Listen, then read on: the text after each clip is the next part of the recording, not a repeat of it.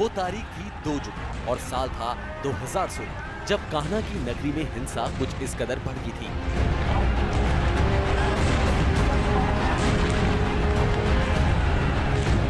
उस दिन मथुरा का ये जवाहर बाग जल रहा था, झुलस रहा था। जमीन पर अवैध कब्जा करने वालों का एक गुट सब कुछ तहस नहस कर रहा था।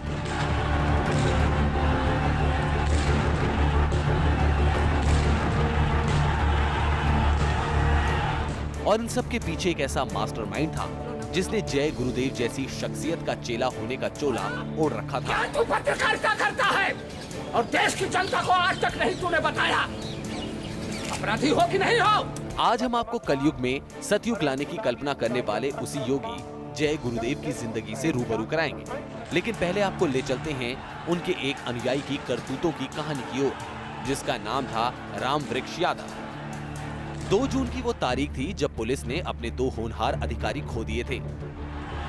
तो यही वो दिन था जब मथुरा 29 बेगुनाह लोगों की मौत का गवाह बना था। तब आसमान से धरती पर आग बरस रही थी, लेकिन मथुरा का जवाहर बाग इलाका पल पल हिंसा की चपेट में फंसता जा रहा था। एक तरफ थी पुलिस तो दूसरी तरफ थे रामवृक्ष यादव और उसके समर्थक, बाबा जय गुरुदेव के अनुयायी। रामवृक्ष यादव के नेतृत्व में सशस्त्र अतिक्रमणकारियों के एक दल ने जवाहर बाग की जमीन पर 2014 से कब्जा किया हुआ था और इसी कब्जे को हटाने के लिए तब पुलिस ने कार्रवाई की थी। इसी कड़ी में एसपी सिटी की अगुवाई में 2 जून को एक बड़ी टीम जवाहर बाग पहुंची। इसमें एक एडिशनल एसपी, 4 सीओ और 6 एसओ स्तर के अफसर मौजूद थे। कहते हैं कार्रवाई के दौरान एसपी सिटी जवाहर बाग के मेन गेट से न जाकर करीब 100 मीटर दूर जेल की ओर वाली दीवार के किनारे किनारे आगे बढ़े। दीवार बुलडोजर से तोड़ दी गई, लेकिन एसपी सिटी को फोर्स के साथ आगे बढ़ता देख रामवृक्ष यादव के समर्थकों ने पुलिस पर पत्थर फेंकने शुरू कर दिए। पुलिस पीछे हटने लगी तो उनके हौसले और बढ़ गए। यहाँ तक कि पेड़ों पर बैठी महिलाओं ने रामवृक्ष के समर्थकों को कवर फायर देना शुरू किया। इसी फायरिंग में एक गोली एसएचओ संतोष यादव को लगी और वो वहीं गिर गए। बताया जाता है कि तब पुलिस बल ने फायरिंग के आदेश न होने के कारण पीछे हटना शुरू किया था, लेकिन इसी बीच भीड़ ने एसपी सिटी मुकुल द्विवेदी को अंदर खींच लिया और भीड़ ने उन पर लाठी डंडों से बुरी तरह हमला कर दिया। जब तक पुलिस कुछ कर पाती, एसपी सिटी दुनिया को अलविदा कह चुके थे। फिर भी पुलिस ने एसपी के शव को कब्जे में लिया और सिटी मजिस्ट्रेट की गाड़ी में तुरंत अस्पताल लाया गया, लेकिन तब तक काफी देर हो चुकी थी। आखिर में फायरिंग का आदेश मिलने पर पुलिस ने जोरदार कार्रवाई शुरू की, लेकिन पुलिस की कार्रवाई के दौरान जवाहर बाग में मौजूद भीड़ ने फायरिंग के साथ साथ पेट्रोल बम भी जलाए। इतना ही नहीं, वहां मौजूद गाड़ियों में आग लगा दी गई। लेकिन मथुरा कांड का मास्टरमाइंड रामवृक्ष यादव भी यहीं मारा गया। उसके मारे जाने के बाद उसकी लंका की जो तस्वीर सामने आई वो चौंकाने वाली थी, क्योंकि सरकारी जमीन पर कब्जा जमाने के बाद रामवृक्ष एक दायरे में समानांतर सरकार चला रहा था, जहां उसके हुक्म के बिना एक पत्ता भी नहीं खड़कता था। इस कांड को लेकर सरकार से लेकर प्रशासन के रवैये पर कई सवाल उठे। पूछा गया कि आखिर किसके दम पर रामवृक्ष 2 साल से उस करोड़ों की जमीन पर कब्जा जमाए बैठा रहा और आतंक फैलाता रहा। कहते हैं कि मथुरा के जवाहर बाग पर अवैध कब्जा जमाए हजारों लोगों का मास्टरमाइंड रामवृक्ष यादव जय गुरुदेव का अनुयायी था। रामवृक्ष यादव यूपी के गाजीपुर का रहने वाला था और बताया जाता है कि 80 के दशक में वो जय गुरुदेव की दूरदर्शी पार्टी से जुड़ा। रामवृक्ष यादव ने दूरदर्शी पार्टी के टिकट पर करीब 2 दशक पहले गाजीपुर से लोकसभा और विधानसभा दोनों चुनाव भी लड़े थे, लेकिन कभी जीत नहीं पाया। साल 2012 में जय गुरुदेव के निधन के बाद उनकी संपत्ति को लेकर लंबा विवाद छिड़ा। उनके ड्राइवर रहे पंकज यादव, उमाकांत तिवारी और कभी जय गुरुदेव के अनुयायी रहे रामवृक्ष ने अपनी अपनी दावेदारी ठोक दी। हालांकि इस लड़ाई में जीत अंत में पंकज यादव की हुई, लेकिन उसके बाद रामवृक्ष ने मथुरा के जवाहर बाग में डेरा डाल लिया और धीरे धीरे अपने समर्थकों की संख्या बढ़ाते हुए 2 साल तक करीब 5000 करोड़ की सरकारी जमीन पर अवैध कब्जा जमा लिया था। लेकिन जिस जय गुरुदेव का चेला ऐसा निकला, उन्होंने खुद अपने जीते जी सादा जीवन, उच्च विचार का संदेश लोगों तक पहुंचाया। उनके आध्यात्म का सफर कभी सादगी से शुरू हुआ, जन कल्याण के मकसद से आगे बढ़ा। हालांकि बाद में वक्त के साथ जय गुरुदेव का वैभव भी सामने आने लगा। यूपी के मथुरा में जय गुरुदेव का ऐसा आलीशान आश्रम आस्था की चौखट पर वैभव का प्रदर्शन करता है। सफेद संगमरमर से बना यह आश्रम कितना भव्य है, इसका अंदाजा आप इसी बात से लगा सकते हैं कि करीब 150 एकड़ क्षेत्र में यह आश्रम फैला हुआ है। आज हम आपको एक लोकप्रिय बाबा रहे जय गुरुदेव के मथुरा आश्रम ले आए हैं और आपको उनकी जिंदगी से रूबरू कराएंगे। बाबा जय गुरुदेव जब तक जिंदा रहे, उन्होंने आध्यात्मिक साधना, शराब निषेध, शाकाहार, दहेज रहित सामूहिक विवाह, वृक्षारोपण, मुफ्त शिक्षा, मुफ्त चिकित्सा पर जोर दिया। समाज को बुराई से मुक्त करने की उन्होंने ऐसी मुहिम चलाई जो गली गली तक पहुंची। लोगों को आज भी याद है कि इस मुहिम में सादगी इतनी थी कि लोग जूट से जिस तरह बोरा बनता है, उसी तरह जूट से बने कपड़े पहना करते थे और सांसारिक लोभ मोह से दूर रहकर सतयुग की कल्पना को साकार करने में जुटे रहे। स्वामी महाराज ने पूरे भारतवर्ष में घूम घूम करके सभी प्रांतों में प्रचार किया। शाकाहारी रहने का उपदेश दिया, मांसाहार से दूर रहने का उपदेश दिया और किसी भी पशु पक्षी की हत्या न करें और किसी का मांस न खाएं, शराब न पिएं और ठीक है, और नशे से परहेज करें। ये सब उन्होंने कहा और करोड़ों लोगों को इस मार्ग पे लगाया। शाकाहारी किसी संत का की बात की जाए तो जहन में आता है सादा जीवन उच्च विचार, लेकिन जो बाबा जी ने के पास अरबों करोड़ों की संपत्ति थी, तो उसको आप किस तरह से देखते हैं? क्या लगता है कि ये वो जो सादा जीवन उच्च विचार का जो कॉन्सेप्ट है वो पूरी तरह से आप देख रहे हैं सभी जनता के उपयोग में आ रहा है। भंडारा है, ये गौशाला है, अस्पताल है, विद्यालय है, सब निःशुल्क है, सब जनता के लिए हो रहा है, जनता के काम में आ रहा है। चैरिटेबल संस्था है, चैरिटेबल संस्था है और बाबा जय गुरुदेव ने पूरी जिंदगी भर लोगों की भलाई का काम किया है और इसलिए उन्होंने जो कुछ भी इकट्ठा किया वो जनता को ही समर्पित किया है। बाबा जय गुरुदेव का जन्म कब हुआ, इसकी तारीख तो किसी को मालूम नहीं, लेकिन बताया जाता है कि उनका जन्म यूपी के इटावा जिले में हुआ था और बचपन से ही उन्होंने भक्ति की ऐसी अलग जगाई कि लोग उन्हें तुलसीदास कहने लगे। लोग कहते हैं कि जब जय गुरुदेव 7 साल के थे तो उनके माता पिता चल बसे, लेकिन मृत्यु से पहले उनकी माता ने उन्हें भगवान कृष्ण की खोज में जाने के लिए प्रेरित किया। इसी के बाद वो गुरु श्री ओमकार नाथ की शरण में आ गए और मोक्ष की तलाश में निकल पड़े और आखिरकार अलीगढ़ के चिरौली में तुलसीदास की मुलाकात संत घूरेलाल से हुई और इसके बाद वो अपने गुरु के साथ 18 घंटे तक साधना में लीन रहने लगे। कहते हैं कि संत घूरेलाल ने ही अपने मृत्यु से पहले जय गुरुदेव को बदलाव की अलग जगाने को कहा था। करती हुई ज्ञान को वैसे ही जब ये तह दल कमल पहुंची, अपने विचारों को दुनिया तक पहुंचाने को कहा। इस कड़ी में संत तुलसीदास यानी जय गुरुदेव ने 10 जुलाई 1952 में वाराणसी में प्रवचन दिए। इसके बाद उनके अनुयायियों की संख्या बढ़ती गई। वो उन्हें सामाजिक और आध्यात्मिक विकास के लिए प्रेरित करने लगे और कहते हैं कि इसी दौरान संत तुलसीदास ने अपना नाम जय गुरुदेव चुना और उन्हें इसी नाम से बुलाया जाने लगा। बाबा की सही जन्म तिथि किसी को मालूम नहीं है, लेकिन कहा जाता है कि उनका जन्म करीब 100 साल पहले उत्तर प्रदेश के इटावा जिले में हुआ था और लोग उनको बचपन से ही तुलसीदास के नाम से पुकारते थे। गुरु को सर्वोपरि रखने वाले और जय गुरुदेव का उद्घोष करने वाले बाबा जय गुरुदेव इसी नाम से प्रसिद्ध हो गए। आज़ादी के बाद से ही जय गुरुदेव अध्यात्म के प्रचार प्रसार में जुट गए। उनके गुरु घूरेलाल जी थे जो अलीगढ़ के चिरौली गांव के रहने वाले थे। उन्हीं के पास बाबा सालों तक रहे। उन्होंने ही मथुरा में किसी जगह एकांत जगह पर अपना आश्रम बनाकर गरीबों की सेवा करने के लिए कहा था। गुरुजी की मृत्यु साल 1948 में हुई। उसके बाद उन्होंने अपने गुरु स्थान चिरौली के पास 1953 में कृष्णा नगर में चिरौली संत आश्रम बनाया और अपने मिशन की शुरुआत कर दी। सतगुरु दाता भाग्य विधाता सुन लो मेरी पुकार, गुरु जी विनती बारंबार, गुरु जी। जय गुरुदेव के दुनिया भर में अनुयायी फैले हुए हैं और जो उनके भक्त हैं उन्हें जय गुरुदेव पंथ मानने वाला बताया जाता है। जय गुरुदेव पंथ के समर्थकों का नारा है, जय गुरुदेव सतयुग आएगा।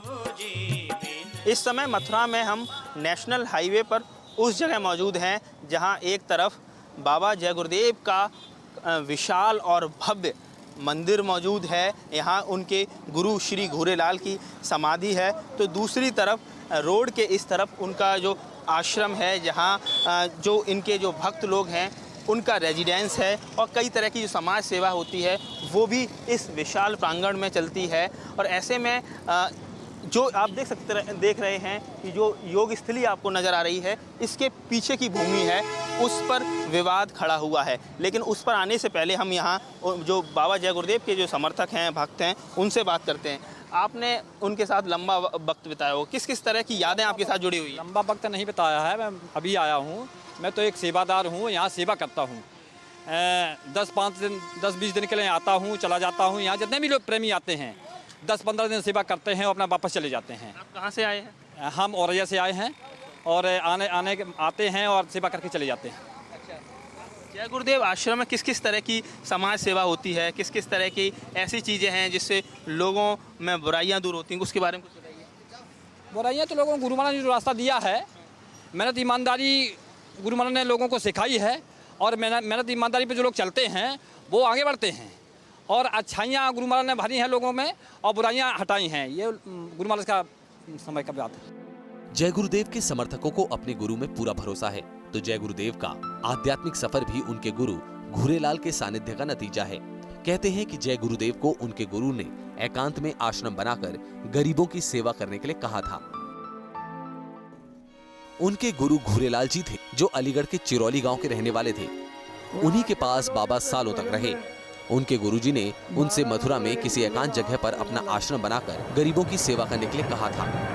गुरुजी की मृत्यु के बाद उन्होंने अपने गुरु स्थान चिरौली के नाम पर 1953 में मथुरा के कृष्णा नगर में चिरौली संत आश्रम बनाकर अपने मिशन की शुरुआत की। जय गुरुदेव ने अपने गुरु घूरेलाल के मिशन को वक्त के साथ साथ विस्तार दिया, लेकिन वक्त के साथ इस आश्रम की भव्यता बढ़ती गई, सादगी पीछे छूटती गई। बाबा जय गुरुदेव ने साल 1962 में मथुरा में ही आगरा दिल्ली राजमार्ग पर स्थित मधुवन क्षेत्र में 150 एकड़ भूमि खरीदकर अपने मिशन को और अधिक विस्तार दिया। जय गुरुदेव आश्रम की लगभग 150 एकड़ भूमि पर संत बाबा जय गुरुदेव की एक अलग ही दुनिया बसी है। उनके अनुयायियों में हर वर्ग के लोग शामिल हैं। उनके अनुयायी जय गुरुदेव धर्म प्रचारक संस्था एवं जय गुरुदेव धर्म प्रचारक ट्रस्ट चला रहे हैं, जिसके तहत तमाम लोक कल्याणकारी योजनाएं चलाई जा रही हैं। कहते हैं जय गुरुदेव ने एक तरफ सामाजिक सरोकार से जुड़ी बातों पर जोर दिया, तो दूसरी तरफ उन्होंने मुफ्त शिक्षा, मुफ्त चिकित्सा जैसे कल्याणकारी कार्यक्रमों के जरिए लोगों को अपना मुरीद बनाया। जो आश्रम चलता है, कई तरह की जो समाज सेवा और कई तरह की ऐसी कल्याणकारी योजनाएं चलती हैं, आपको भी नजर आती हैं? हाँ, नज़र आती हैं। बाबा जी ने मतलब शुरू से यहाँ रहे हैं। बाबा जी ने अपना यहाँ बहुत बढ़िया विशाल कार्यक्रम किए हैं। यहाँ शुरू से ही विद्या जय गुरुदेव बाल्य बालक विद्यादान विद्यालय की संस्था चलाई है। एक स्कूल था वो भी चलाया है, हॉस्पिटल है वो भी चलाया है। स्वामी जी के दिवंगत होते हुए फिर अब यहाँ कल्याणकारी योजना वो चली रही है। और हम तो प्रभु से, भगवान से ये प्रार्थना करते हैं कि ये ऐसी योजना बिल्कुल यहाँ चलती रहे और आश्रम का नाम बिल्कुल यहाँ सदा ऊँचा होता रहे। लेकिन अब इस समय जो बाबा दिवंगत हो चुके हैं, लेकिन इस समय एक नया विवाद खड़ा हुआ है। 41 हेक्टेयर से ज़्यादा ज़मीन पर कब्जे की बात चल रही है। ऐसा आपको लगता है कि ये कब्जा किया गया उस समय? आपको लगता है कि ये ठीक है? नहीं, ये तो हमको खैर नहीं लगता है कि हमारे बाबा जी ने ये कब्जा किया है या अनुयायियों ने कब्जा किया है। ये तो आने वाला ये जो शासन है, प्रशासन है, यही नाप तोल करके ये वो बताएगा। लेकिन कुछ तो मतलब सांप है और सांप की कुछ रस्सी बना देते हैं। कुछ तो थोड़ी सी ज़मीन चलो अगर है तो मतलब बाबा जी ने खरीदी है, कहीं किसी की बाबा जी ने दाबी नहीं। अगर कोई कह दे कुमारी साहब यहाँ आश्रम में अगर किसी ने अगर ज़मीन दाबी है तो वो यहाँ आए और अपने कागज़ दिखाए और अपना हिसाब करे।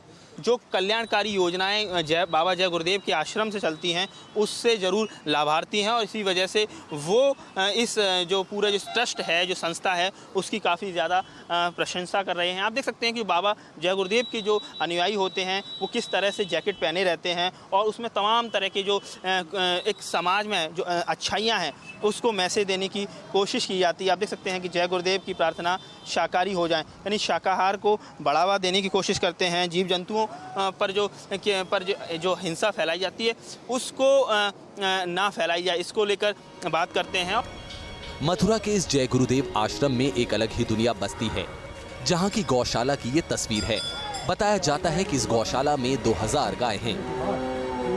शाकाहार और सदाचार का जीवन भर संदेश दिया बाबा जय गुरुदेव ने और इस समय हम मौजूद हैं उनके आश्रम में। सबसे पहले तस्वीरों के ज़रिए हम दिखाना चाहते हैं किस तरह से एक बड़ी गौशाला मथुरा के इस आश्रम में चलाई जा रही है। करीब करीब 2000 की तादाद है इस गौशाला में, जिसमें गौवंश का यहाँ पालन पोषण हो रहा है। कई सारी दुधारू गायों के अलावा बछड़े और सांड भी इस गौशाला में है। कोई भी जो गाय है यहाँ से बाहर नहीं जाती, बेची नहीं जाती है। जहां जय गुरुदेव ने अपने पंथ के प्रचार प्रसार को आगे बढ़ाया, वहीं उन्होंने अपने गुरु घूरेलाल की याद में इस योग साधना मंदिर को भी बनवाया। बाबा जय गुरुदेव ने अपने गुरु घूरेलाल की याद में आगरा दिल्ली स्थित राजमार्ग पर मथुरा में एक भव्य मंदिर का निर्माण कराया, जो करीब 29 साल में बनकर तैयार हुआ। 160 फीट ऊंचे नाम योग साधना मंदिर का निर्माण कराने के बाद अब उसका जो स्वरूप ऐसा लगता है जैसे कि मानो ताजमहल है। सफ़ेद संगमरमर से बना यह मंदिर ताजमहल जैसा प्रतीत होता है। इस मंदिर की डिज़ाइन में मंदिर मस्जिद का मिला जुला स्वरूप नज़र आता है। इस मंदिर का निर्माण 1973 में शुरू हुआ और यह 2002 में बनकर तैयार हुआ। अब जय गुरुदेव के अनुयायी भी इसी जगह उनकी याद में अनूठा मंदिर बना रहे हैं। इन सब के अलावा बाबा जय गुरुदेव राजनीति से भी दूर नहीं रहे। खुद को सुभाष चंद्र बोस का अनुयायी बताने वाले बाबा जय गुरुदेव आपातकाल में जेल भी गए थे। जय गुरुदेव को जनता ने हाथों हाथ लिया। उनके आश्रम की भव्यता बढ़ती गई। इसी दौरान आश्रम पर जमीन पर कब्जा करने के आरोप भी लगे। हालांकि जय गुरुदेव धर्म प्रचारक संस्था के महामंत्री रामकृष्ण यादव इन आरोपों को गलत बताते हैं और इस पर सफाई देते हैं। टोटल डांग है, तो ये टोटल डांग है। कोई हमारा यूपीएसआईडीसी के कब्जे नहीं, यूपीएसआईडीसी का कोई अधिकारी नहीं। 4PP एक्ट में साफ कर दिया है कि यूपीएसआईडीसी का कोई अधिकार नहीं है और उनके सारे नोटिफिकेशन क्वेश्चन कर दिया हाई कोर्ट में, लोअर कोर्ट में, और SLP जो है इन्होंने चोरा करके सबमिट किया सुप्रीम कोर्ट में। सुप्रीम कोर्ट में भी उन्होंने ख़त्म कर दिया, खारिज कर दिया। ये अपने को बचाने के लिए इस तरह की बातें कर रहे हैं। बाबा ने तो अपने जूता के जोर से कब्जा किया है। प्रशासन कुछ नहीं कर पाया बाबा के खिलाफ, उसने ज़बरदस्ती कब्जा किया है। ये बाबा नहीं और जो गुंडा तत्व हैं, ये आप सामने जो जगह देख रहे हो P1, P2, P4, P5, उस पर भी कब्जा किया है और लोगों ने। ये यूपीएसआईडीसी की और प्रशासन की ढिलमुल नीति की वजह से ये सब कब्जे हो रहे हैं। इतिहास गवाह है कि दौलत और विवाद का चोली दामन का साथ रहा है और विवाद से मथुरा का ये आश्रम भी अछूता नहीं रहा। एक गुरु ने देश में बदलाव का जो सपना देखा था, वो सपना कई मोर्चों पर काम कर रहा था। आगे आपको दिखाएंगे गुरु ने कैसे चला था राजनीति में दांव। बने रहिए न्यूज़ नेशन के साथ।